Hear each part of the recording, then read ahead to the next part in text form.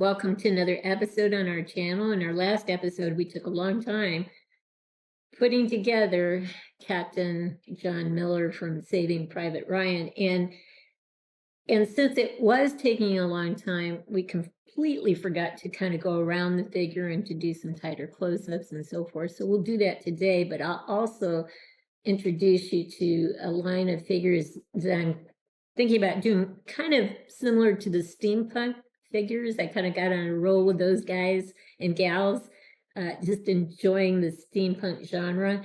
I've thought of another genre, and I'll talk about that in a bit. But in the meantime, we'll pause, get the turn tray out, and see him from different angles. He really turned out well, I think, and very economically priced with the accessories. Got the head off of eBay. The body got really at a cut rate deal from an internet distributor I like to go to a lot for bodies. Oftentimes these bodies don't come with feet or hands, but I have tons of hands and tons of feet. I have foot pegs, I have wrist pegs. Sometimes they don't fit though. And we talked about ways to kind of get around that in the last episode. And I used those tricks on this guy. So, but he's fine just the way he is. So we'll go around, but it does pay. I have to say this, it does pay to customize figures, especially with the prices that they're asking for complete figures these days, straight out of the box. When you have to get a figure when it's out of stock, it's almost impossible to afford these things. So customizing for me is the way to go anyway. So we'll go around and see him. Now, one thing that I need to correct here is to get a helmet, either a plain helmet where I can print out a captain's rank, print it out in white, use double-sided tape and put it on the helmet, or get a helmet with the captain's rank on it. So that would be my trick. Double-sided tape, print out the captain rank symbol, put it on a helmet. Trick if you can't find a helmet with the rank already on it. So we'll pause now and get tighter close-ups from here on up. In the last episode, I forgot to put on the unit patch, and I was able to find this through an internet 1/6 scale supplier, but on the odd chance that you can't find something like this, you can just, again, print it out on paper, put double-sided tape on it, and then just put it on the jacket. That would work just as fine.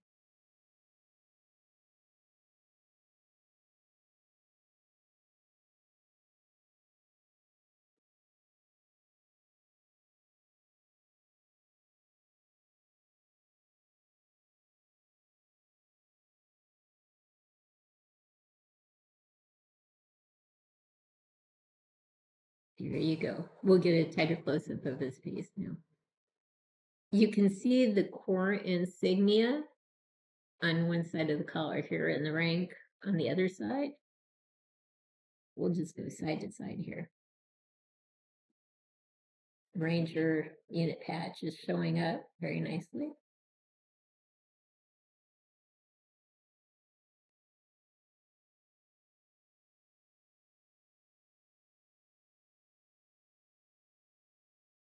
And there you go.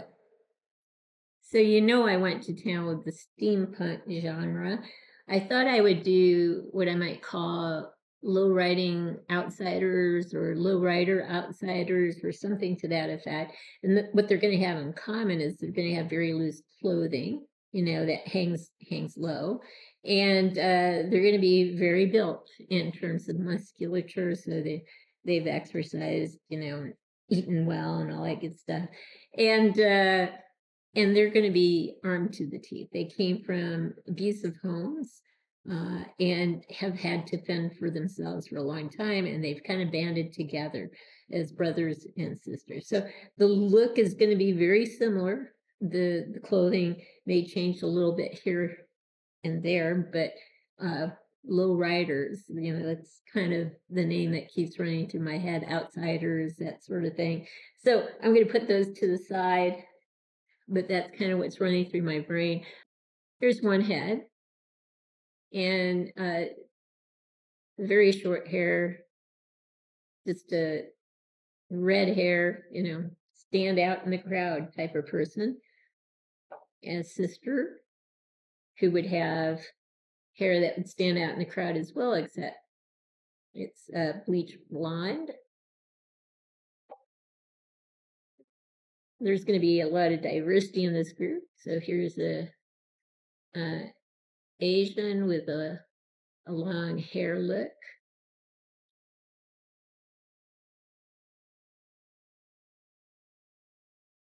She really does have long hair. So those are 3 females. One of the males will look like this guy.